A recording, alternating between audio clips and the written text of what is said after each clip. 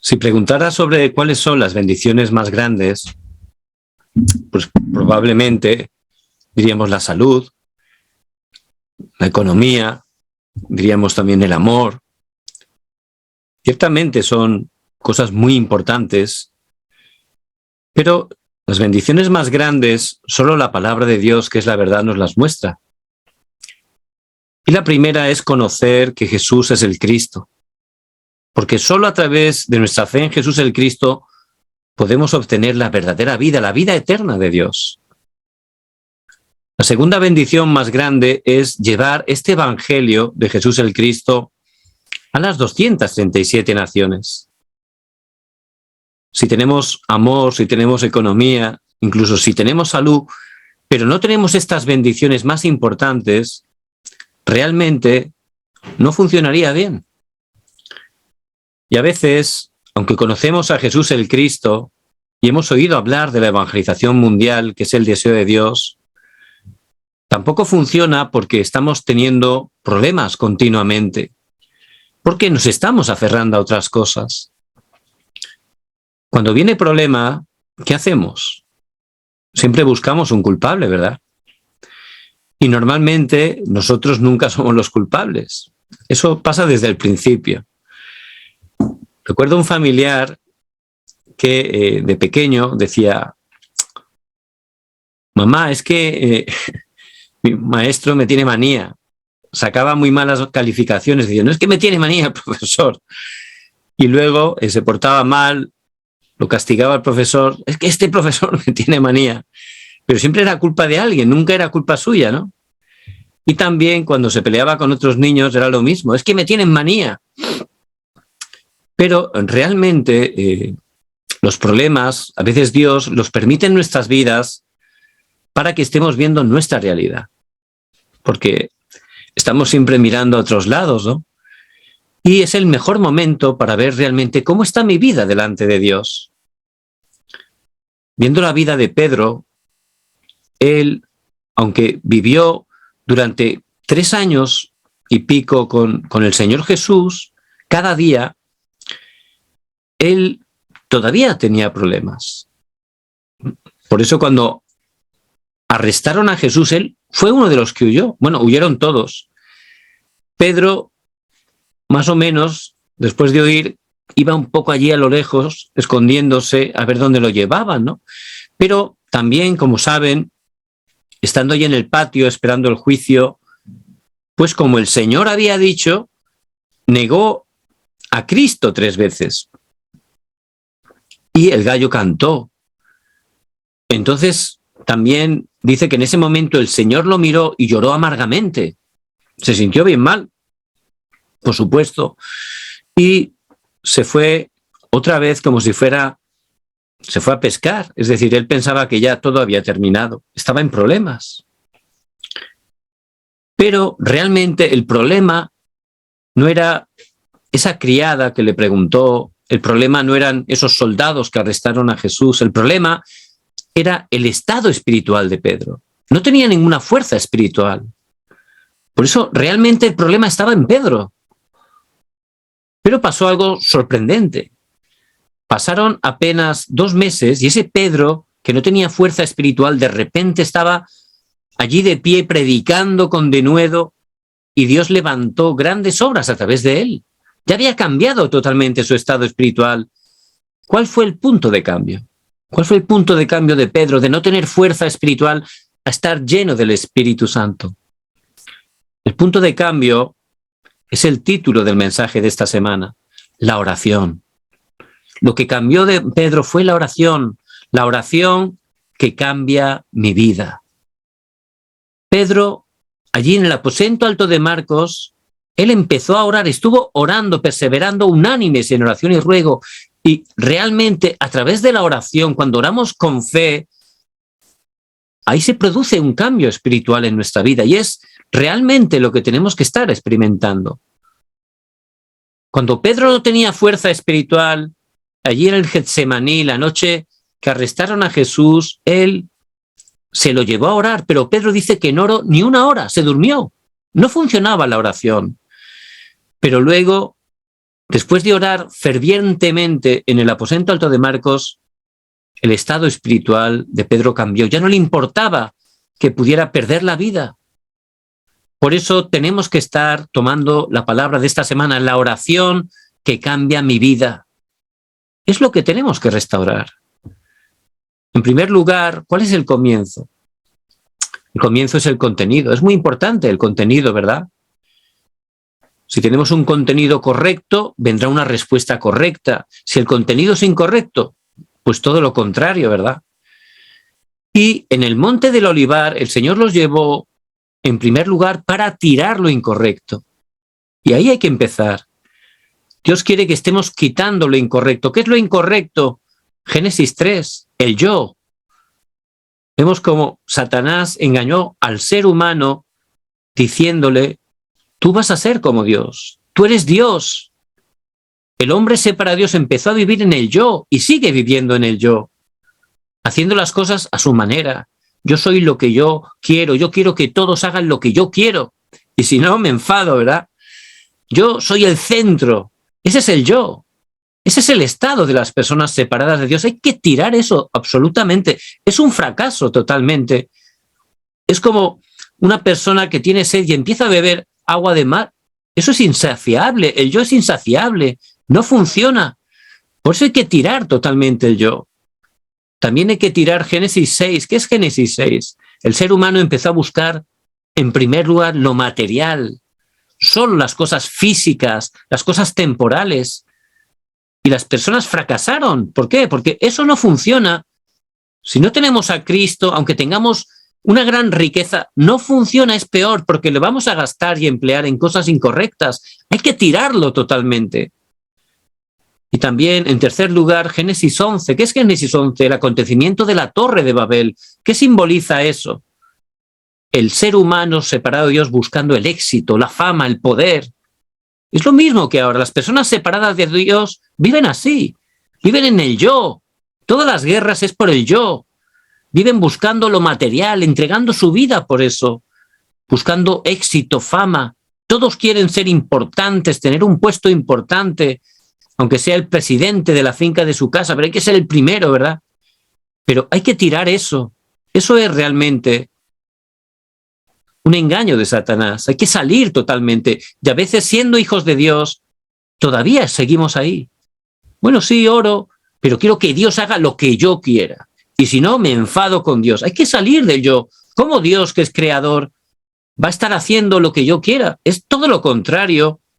Yo tengo que ser ese siervo del Señor y hacer lo que Él me mande. Por eso hay que estirar totalmente esas cosas incorrectas para poder llenarme con las cosas correctas. ¿Qué es lo que experimentaron primeramente allí en el Monte del Olivar 40 días, concentrándose? ¿Y a qué tenemos que aferrarnos?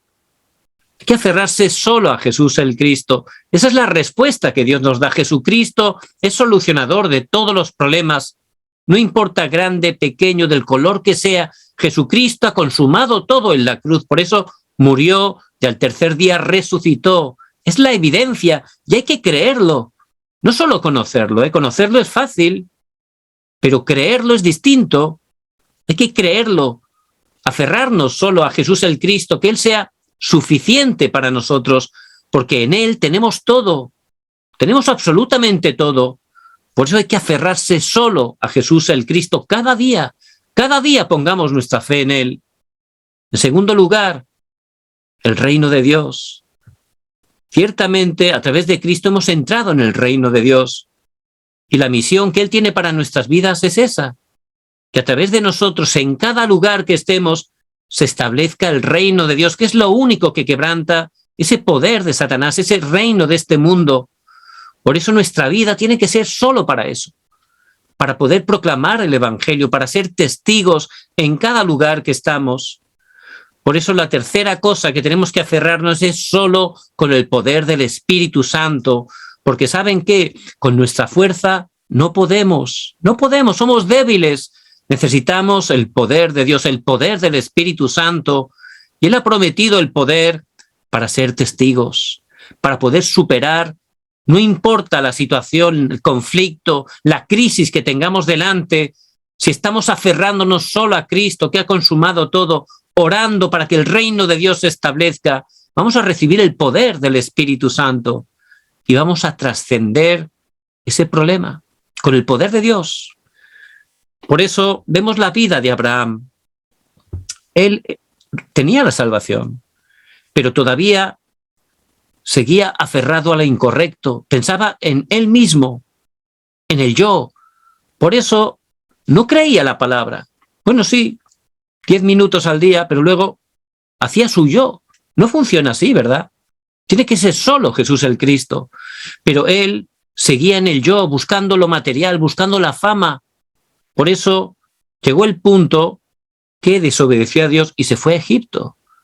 Por supuesto, Dios tiene gran gracia y misericordia y él obró para que regresara al lugar que tenía para él. Ahí él por fin llegó el horario que él pudo desafiar, aferrarse solo a Jesús el Cristo.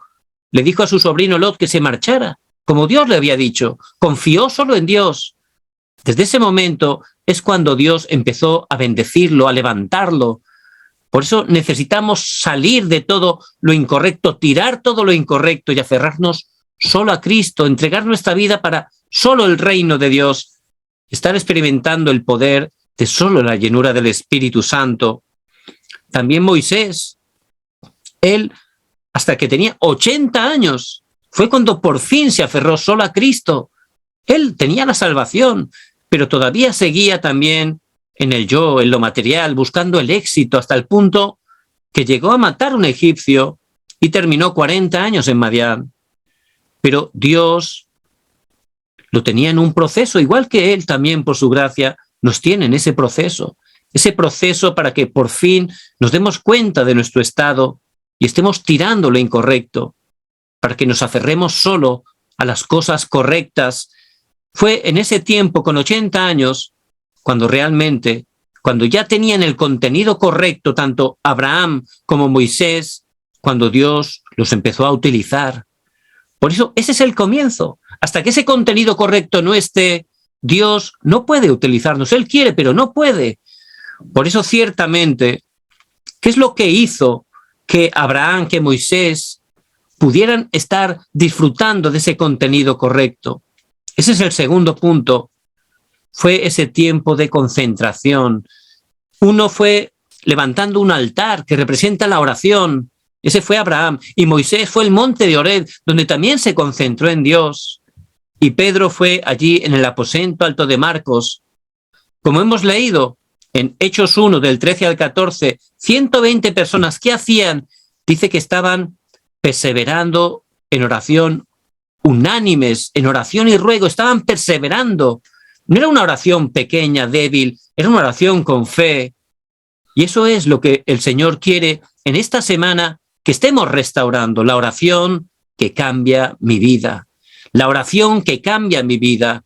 Yo no puedo cambiarme a mí mismo. No puedo, aunque me empuje, aunque intente esforzarme, solo Jesús el Cristo me puede cambiar. Por eso Él ha consumado todo. Ahora tengo que tener ese tiempo de concentrarme a través de la oración en Él, para que ciertamente las cosas de Dios estén en mí. Eso es lo primero, ¿verdad? Por eso es muy importante cada día el tiempo más feliz, el tiempo de la oración. Eso es lo más importante que tenemos que disfrutar, ese tiempo donde podemos estar concentrados en el trono celestial. Dios, que es soberano, que es todopoderoso, que está en su trono, es nuestro respaldo, porque somos sus hijos, sus hijas. Él tiene cuidado de nuestras vidas. Tenemos que orarle a Él, porque tenemos ese camino abierto para hacerlo. Tenemos esa autoridad que Él nos ha dado. Tenemos que orar y que ese poder venga dentro de nosotros. Eso es la oración, para poder restaurar en nosotros la imagen de Dios, el aliento de vida, para que se restaure a través de nosotros todo el lugar donde estamos. Porque ciertamente si empezamos a restaurar esa oración, realmente cambia mi vida. Es algo muy científico. Es lo que le ocurrió a Pedro y también a todos los discípulos que estaban con él.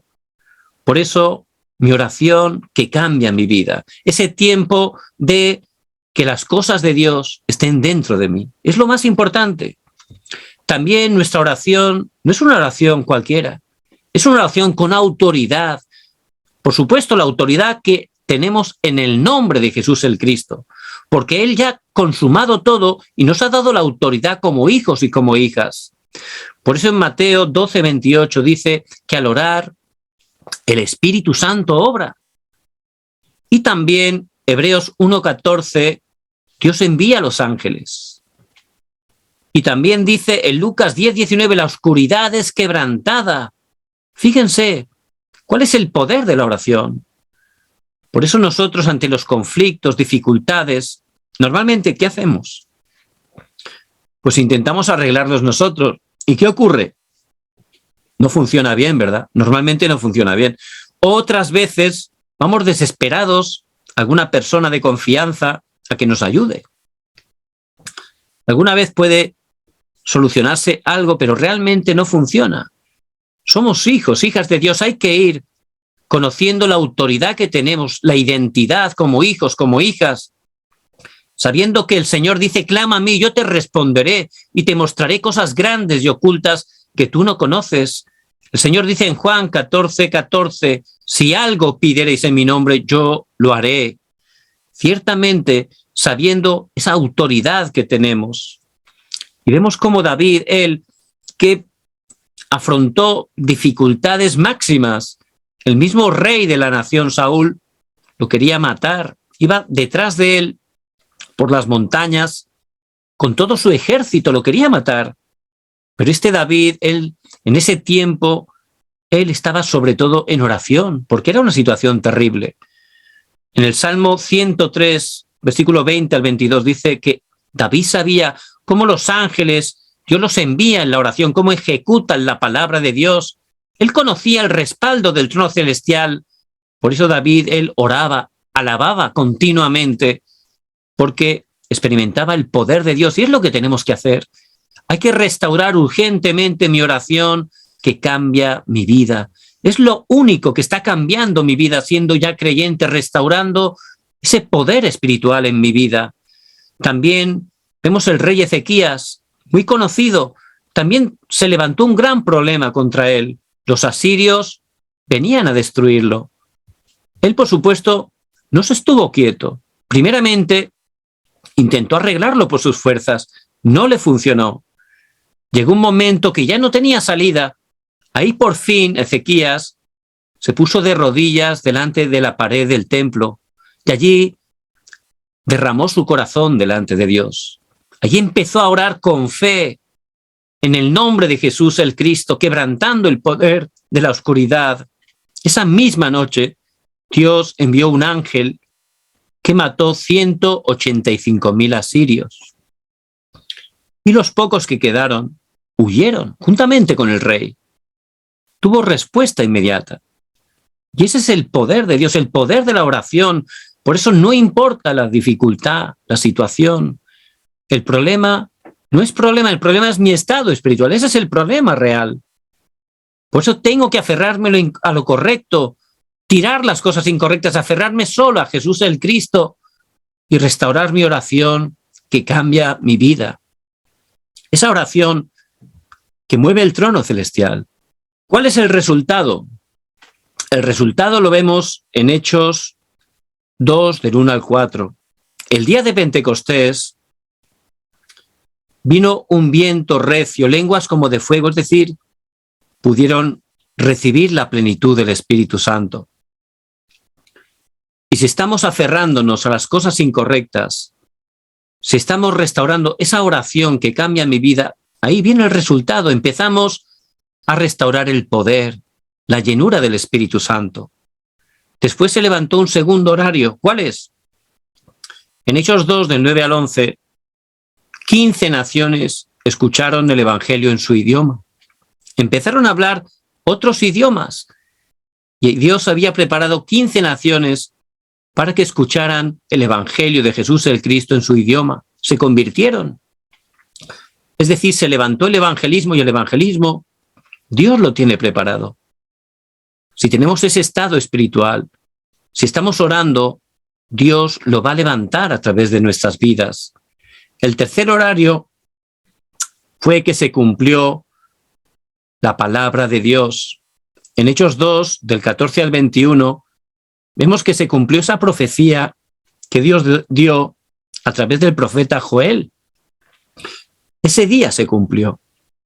Y ciertamente, si estamos restaurando la oración, también vamos a ver cómo Dios cumple la palabra en nuestras vidas y a través de ellas.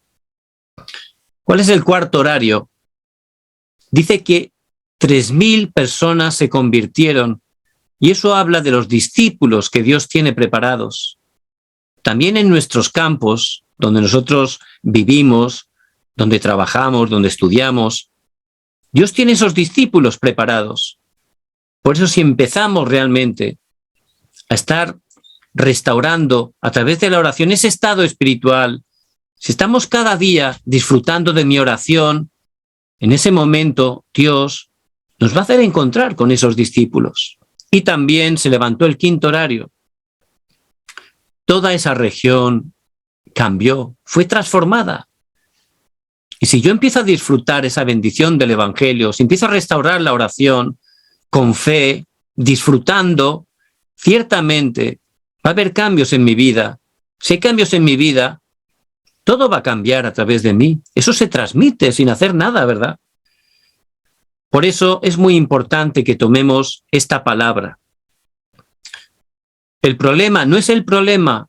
Hay que ver la realidad en ese problema. ¿Cómo está mi estado espiritual? Si mi estado espiritual vemos que está débil, hay que restaurar mi oración, esa oración que cambia mi vida. Por eso, que me aferre cada día al pacto de Jesús el Cristo, que empiece a orar, que empiece a disfrutar la oración. Y en el horario de Dios, voy a restaurar el poder. En ese momento, a través de mi Dios, va a empezar a transmitir esa bendición a las personas que hay a mi alrededor. ¿Cómo tenemos que orar? De manera real, muy importante. En esta semana me gustaría que pudiéramos tener ese tiempo tranquilo con Dios, un tiempo donde incluso podamos hacer respiración profunda, respiración abdominal. Es algo que a mí me da mucha gracia también. Pueden ponerse, siéntese rectos, pueden ponerse música cristiana de fondo y también abrir la ventana, ¿verdad?, que corre un aire saludable y tomar aire despacio. En ese tiempo pueden orar: Señor, lléname con el Espíritu Santo, tomando aire. Luego retienen el aire en el abdomen y después lo expulsan suavemente, y allí pueden orar: Señor, que el Espíritu Santo bendiga mi familia, mi trabajo, mi ocupación. En ese momento, si empiezo a respirar profundamente, haciendo esa oración, concentrándome en Dios, Dios va a empezar a darme sanidad y va a restaurar el poder en mi vida. Esto, que parece algo sencillo, hay entre nosotros hermanas pues que están con enfermedades, ¿verdad? Pues siempre el verdadero sanador es Jesús el Cristo. Y si empezamos de verdad a concentrarnos de manera profunda cada día en Cristo, eso, por supuesto, afecta espiritualmente, pero estamos conectados. El espíritu se conecta a nuestra alma, a nuestro pensamiento, a nuestro sentimiento, también a nuestro cuerpo físico, ¿verdad? Por eso, si lo empezamos a hacer, primeramente vamos a tener un tiempo de paz y felicidad que no vamos a encontrar en otro sitio. Y Dios va a levantar esa sanidad en nuestra vida y va a restaurar el poder. Por eso, en esta semana, que tomen esta palabra y que estén aplicándola a sus vidas y a través de ellas. La oración que cambia mi vida.